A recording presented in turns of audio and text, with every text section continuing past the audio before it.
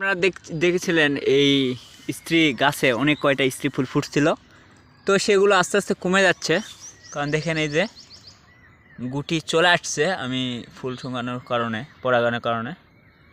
তো নতুন করে যেগুলো আসছে আবার আমি পরাগায়ন ঘটাইতেছি। সকাল সকাল চলে আসবেন পরাগায়ন ঘটাতে।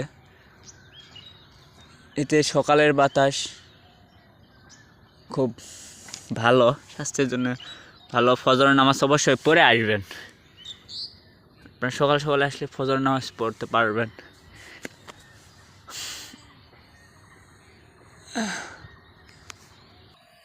এই যে গুটি দেখছেন, গুটি হয়েছে।